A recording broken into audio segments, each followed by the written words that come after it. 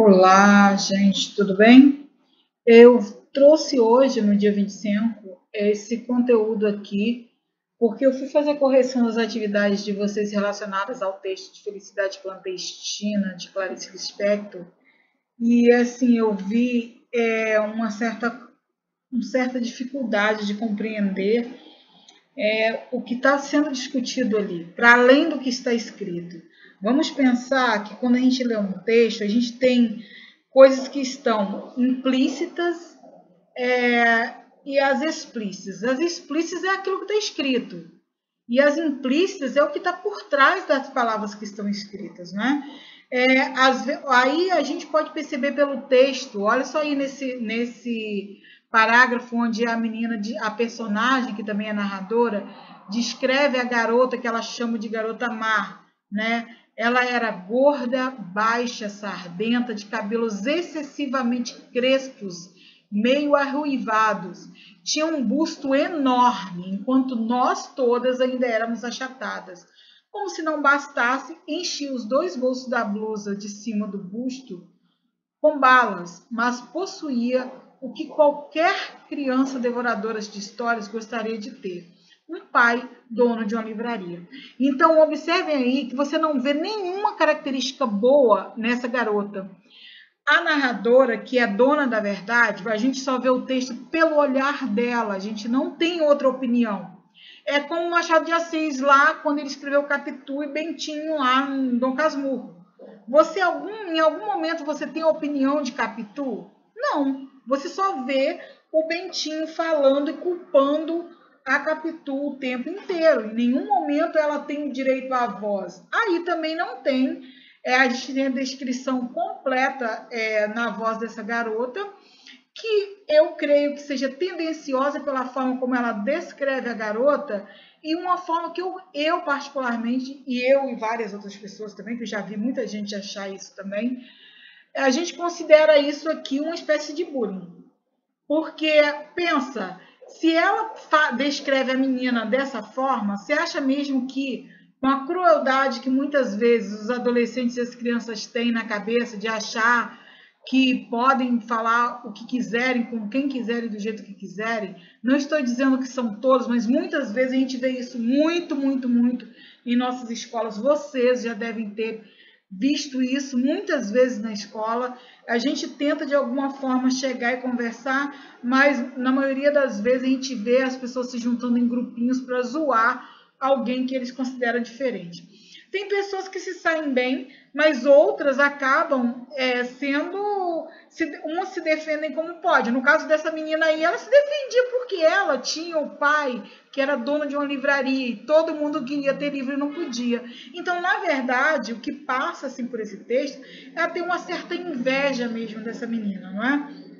Então, olha só aqui no segundo parágrafo. Mas que talento tinha para a crueldade? Ela toda era pura vingança, chupando balas com barulho. Como essa menina devia nos odiar? Nós que éramos imperdoavelmente bonitinhas, esguias, altinhas, de cabelos livres. Ou seja, a outra tinha cabelo crespo. E elas não tinham cabelo crespo. E um cabelo crespo era um problema. Cabelo crespo, nesse caso aqui, está sendo tratado como uma coisa que não era boa, que não era legal de se ter, né? Então, nada muito diferente hoje que a gente vê as pessoas falando, ainda hoje, falando dessa forma. Lembrando que esse texto foi escrito há muitas décadas, né? Então, a gente ainda vê essas coisas acontecendo ainda hoje. O que eu quero que vocês façam é o seguinte: eu sugiro que vocês leiam o texto completo. Eu passei essa atividade no dia 11/8 para vocês. Sugiro que voltem lá, dêem uma lida completa no texto, que tá lá, eu coloquei para vocês, ou olhem na internet, ou busquem no YouTube. O YouTube tem leituras desses textos também, de uma forma muito bacana. Vocês podem ouvir alguém lendo também, que às vezes a gente ouvindo o outro lendo, a gente percebe com mais clareza, né? E aqui vocês vejam essa charge aqui embaixo, vocês vejam essa imagem aqui embaixo, que foi uma imagem que eu vi hoje na internet. Eu retirei lá da internet, porque eu achei, quando eu li as respostas de vocês, eu associei essas duas coisas, tá? E aí eu resolvi fazer uma atividade retomando tudo isso, para a gente poder trabalhar um pouquinho também a nossa percepção, a forma como a gente vê lê aquilo que está escrito. Vamos ser um pouquinho mais profundos na nossa leitura. Se a gente não entendeu de primeira, lê uma segunda vez. É assim que se constrói. O barulho passou. É assim que a gente constrói uma opinião a respeito de um texto, ok? E aqui, ó, agora veja a imagem abaixo e perceba se podemos estabelecer alguma relação possível entre ela e o fragmento do texto acima. Então, vocês estão vendo aqui, né, dispensa explicação, a imagem que a gente está vendo. Isso aqui é uma campanha para as pessoas, para os pais, principalmente, ensinarem para as crianças desde cedo que você brincar com a dor do outro, quando você acha engraçado, aquilo que te faz rir, quando a brincadeira te faz rir e o outro, não, alguém está chorando, significa que ela não é boa, que ela não é engraçada.